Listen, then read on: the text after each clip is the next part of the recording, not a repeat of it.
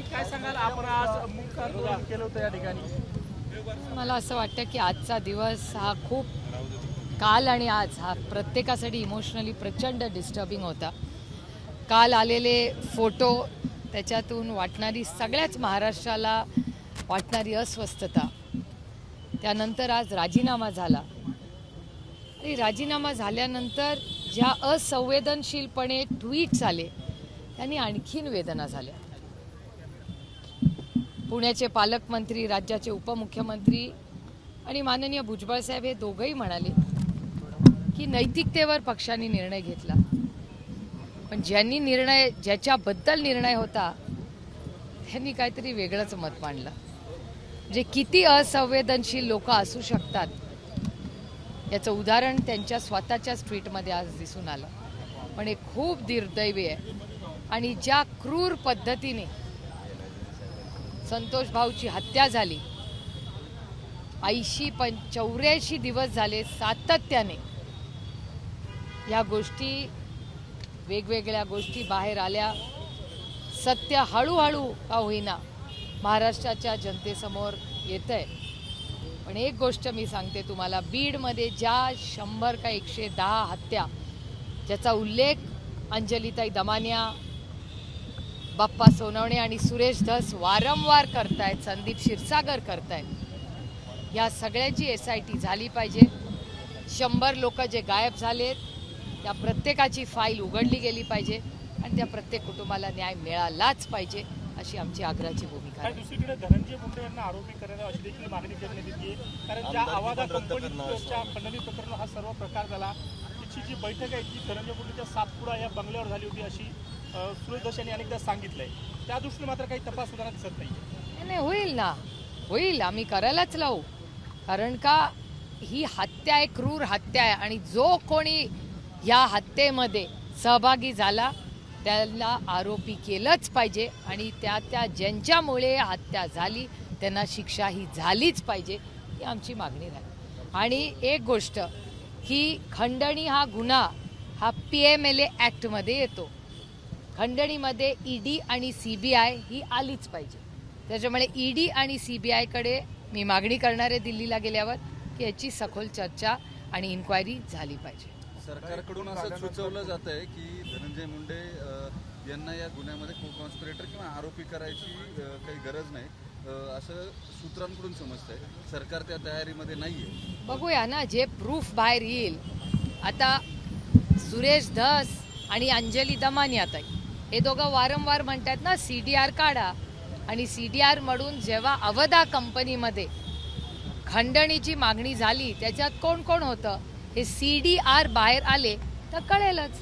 त्याच्यामुळे CDR काय दिले जात नाहीत आणि सगळ्यात महत्त्वाची गोष्ट की कृष्णा आंधळे कुठे आहे, कृष्णा आंधळेंचा CDR का दिला जात नाही आहे.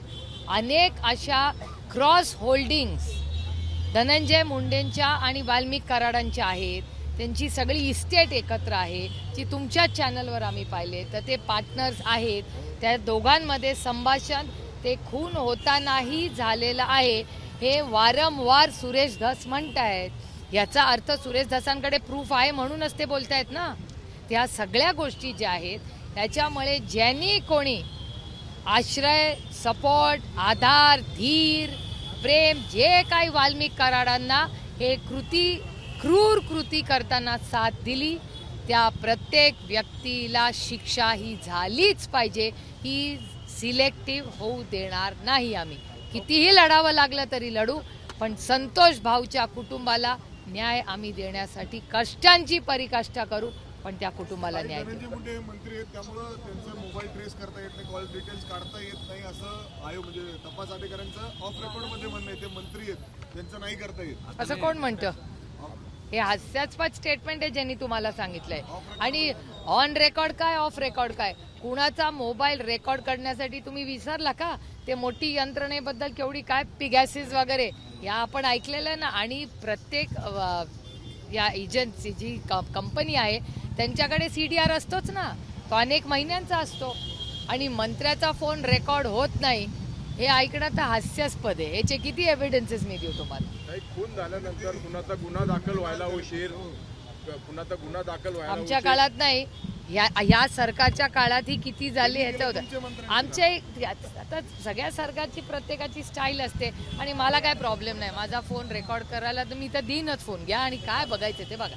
नाही, खून झाल्यानंतर कुणाचा गुन्हा दाखल व्हायला उशीर, त्याच्यानंतर आरोपीला पकडायला उशीर, त्याच्यानंतर राजीनामा घ्यायला उशीर. आपली जी काही गोष्ट आपण नेहमी म्हणतो की justice delayed is justice denied, हे प्रकरण त्या वळणावरती जाणार नाही याची आपण खात्री बाळगू शकतो का? कारण असंवेदनशीलता, माणुसकी, नैतिकता हे केवळ बोलण्याची भाषा झाली असं बऱ्याचदा वाटतंय. नाही, हे बघा, तुम्ही सगळ्यांनी आणि अनेक लोकांनी हे लावून धरलं म्हणून हे इथपर्यंत आलेलं आहे.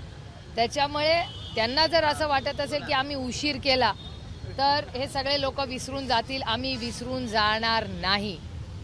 क्रूर हत्या झालेली आहे त्या कुटुंबाची. जो कोणी बीडला जाऊन त्या कुटुंबाला भेटलेला आहे, ज्यांनी थोडंफार त्याच्याबद्दल वाचलेलं आहे, तो हा विषय सोडूच शकत नाही. त्याच्यामुळे माझा विश्वास आहे जस्टिस इज डिलेड. देर आहे दुरुस्त आहे म्हणायचं, आता काय करणार या सरकारच्या वर. पक्षप्रमुख म्हणून अजित पवार पण यात कमी पडले तसं वाटत नाही.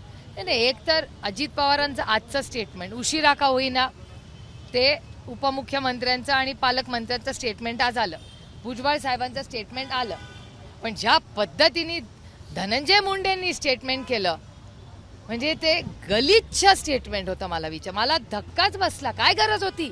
हा अपमान करायचा होता ना महाराष्ट्राचा.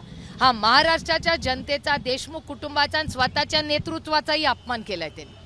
एकीकडे जेव्हा भुजबळ साहेब आणि पालकमंत्री पुण्याचे आणि DCM एक म्हणतायत, तुम्ही त्याच पक्षात आहात ना, तुम्ही त्या नेता म्हणता ना, DCM तुमचे नेता आहेत ना, भुजबळ साहेब तुमचे नेता आहेत ना, तर तुमच्या दोन्ही नेत्यांचा काहीतरी वेगळंच तुम्ही मांडणार मत. म्हणजे त्यांनी त्यांच्या नेत्यांचा पण मान सन्मान ठेवला नाही. आपला तर सोडा हो, माणुसकीता आणि नैतिकतेचा विषयच येत नाही धनंजय मुंडेचा आणि त्यांचा.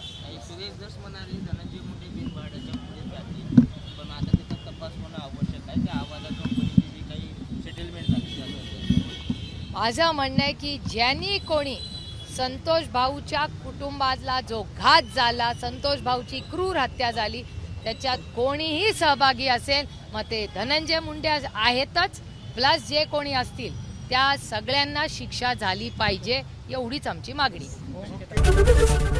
ABP माझा, उघडा डोळे बघा नीट.